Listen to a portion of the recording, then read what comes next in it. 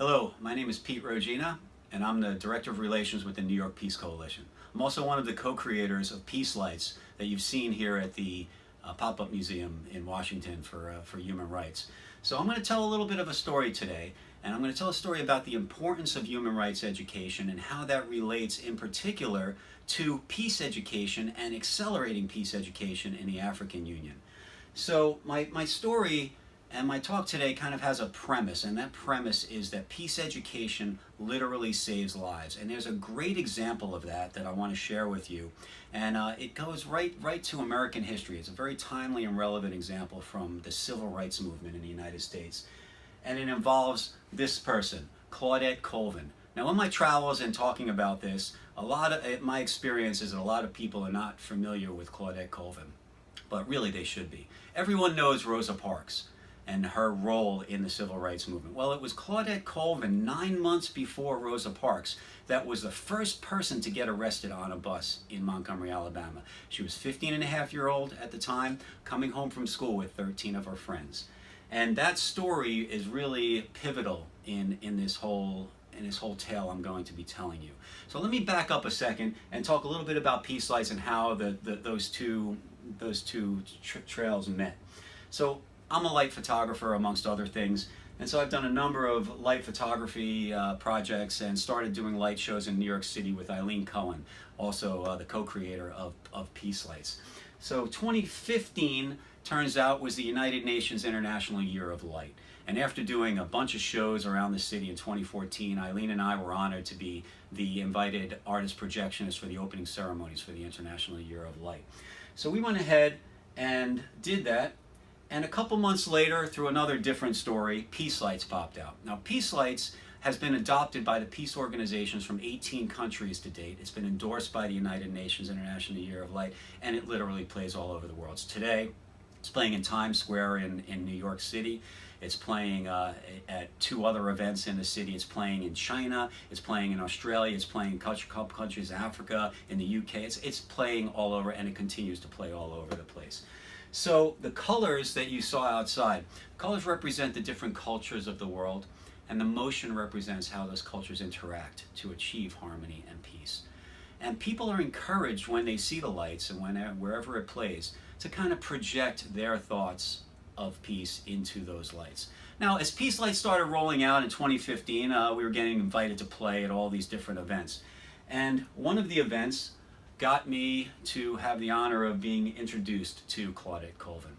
Turns out that in 1955, March 2nd was the date that she got arrested, 9 months before December 1st when Rosa Parks got arrested.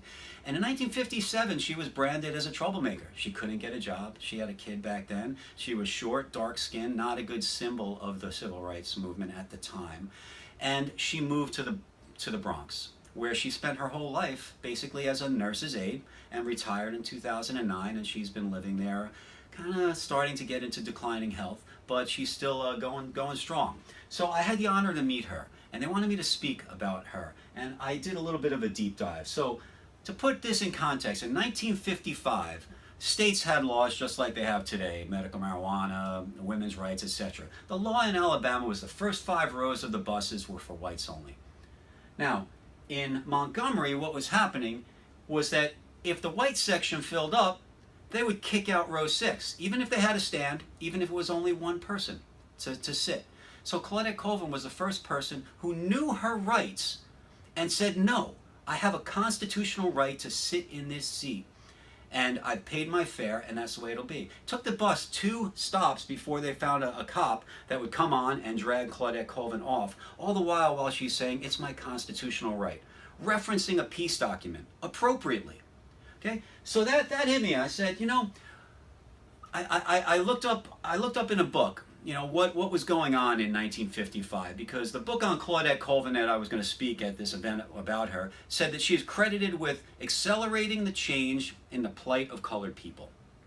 So what I did was I typed into Google, plight of colored people 1955, and the first thing that came up was about all of the lynchings, 4,000 lynchings between the end of the Civil War and 1955. And in fact, Claudette Colvin her area of Montgomery, Alabama is on in that little red circle right now. So you could see that she was no stranger to the prejudice and all the bad situations that were happening at the time. But she accelerated the change in the plight of colored people. When I saw that map, I had an epiphany. That you could literally say that the plight of colored people in 1955 could be measured in deaths per day. And eventually it went down. Now, it doesn't matter really when exactly it went down, but it went down. Now, if she accelerated the change, she pushed that curve to the left.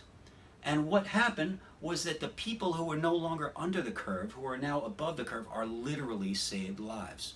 So this 15-and-a-half-year-old girl, by knowing her rights and exercising her rights, in the face of personal harm and in a situation when it wasn't good, she literally saved lives. So that said to me, all right, that's amazing.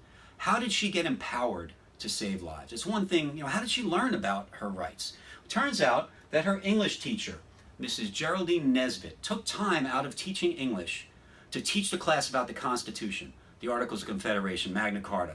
Brown versus Board of Education in 1953, went up to the Supreme Court in 1954. So she had 5 students who were the first kids to go into a desegregated school as role models. So this is all fresh in her mind. So if you could say that Claudette Colvin literally saved lives, which nobody doubts. When I tell the story like this, it's not taught this way in schools, but nobody doubts that that is the truth. You could extend that and say that Mrs. Geraldine Nesbitt literally saved lives. And you can even go further than that and say that what Mrs. Geraldine Nesbitt taught the class would fall under the umbrella of, not fully defined, but fall under the umbrella of peace education. And therefore, peace education literally saves lives, just like my premise at the beginning of the talk. So with that, I'd like to shift gears, because that's the first part of the story. Now, Peace Lights was getting invited to go to all these places, and I was traveling with it and doing talks and so on. And I got to meet a number of people, specifically from the African Union. We did the African Union Day of Celebration in New York City in 2015 and 16. So in those discussions, I started to learn a little bit about it through some of the ambassadors. So the African Union has 6 regions: North, South, East, West, and Central, and the diaspora. Much like the Jewish diaspora, where it's the spread out number of Jewish people around the world, well, the spread out number of African people around the world are included in the diaspora, specifically including the descendants of slaves in writing and definition. So Claudette Colvin, in saving lives, literally saved diaspora lives. So let's move on. Turns out that there was a 50-year plan put in place that I was introduced to by the African Union Ambassador for Peace and Security.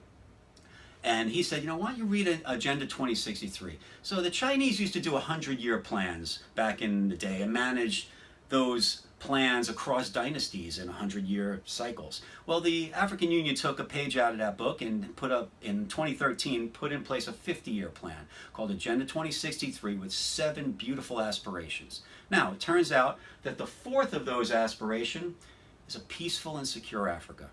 And the words right underneath that specifically say that a culture of peace and tolerance shall be nurtured in Africa's youth and children through peace education. When I saw that, I kind of had this linkage between the Claudette Colvin story and now the Agenda 2063. So it turns out that in 2015, the African Union, I come to learn, put together 11 strategic development goals for the next 10 years to help them achieve their 50-year plan. And I looked through all 11 of those strategic development goals, and you would expect that there would be one dedicated to peace education, since it's an important aspect of the plan. And we all know and feel why that would be important. Well, it turns out that it was not part of the plan. So I went back to the ambassador and said, hey, what's with that? It seems like a big miss. And he said, Peter, it's insightful that you noticed that. And the truth is that it's amazing that we got 54 nations, 2.2 billion people represented, to agree to 7 aspirations to begin with. We would never have been able to achieve a definition of what peace education was.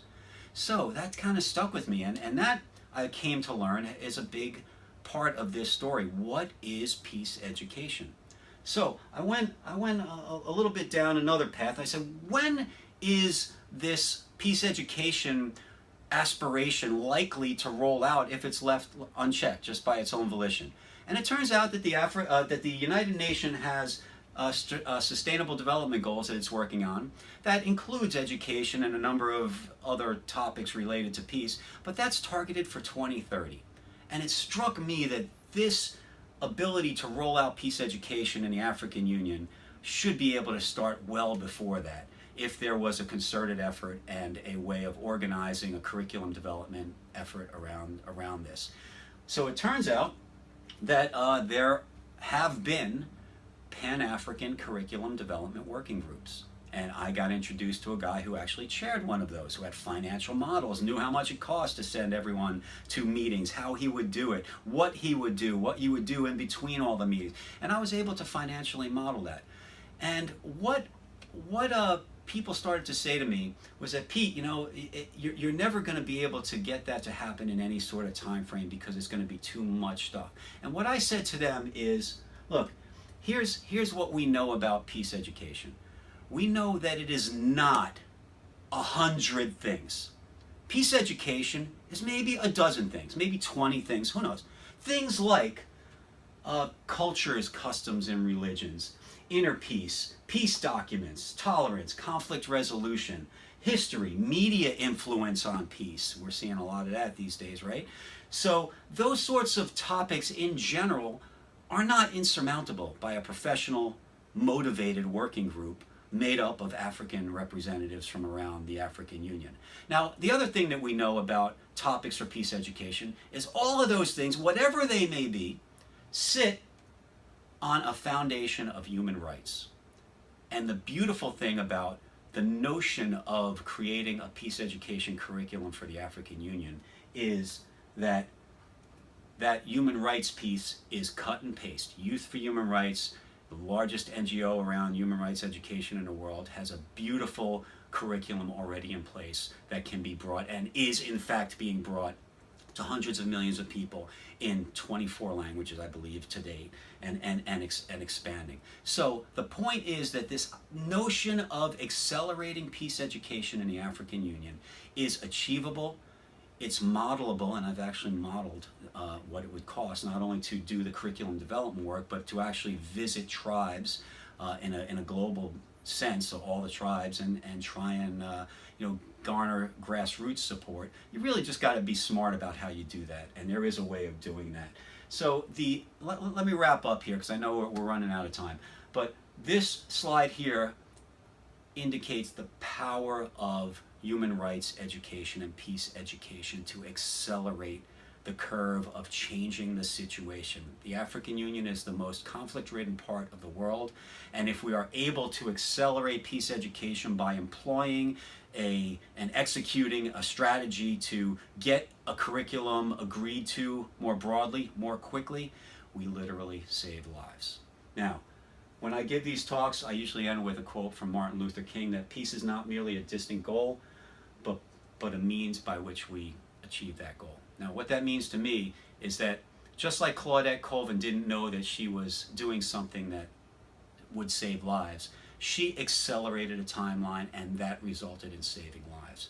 To that same message, anything we do in our lives that accelerate timelines, appropriate timelines, that have an impact in the future, literally save lives. So all the actions that get done by people like Youth for Human Rights and all of the other people that do all philanthropic work, not all, but a lot of philanthropic work, literally save lives. So I'd like to leave that message with you. Invite you to check out projectpeacelights.org. That's an organization that's being started up to have an umbrella overseeing this effort to accelerate peace education. And thank you very much. I'll be back for the questions and answer session. Really appreciate your time. Thank you to Youth for Human Rights and Erica for setting this up, and I look forward to speaking with you all more later.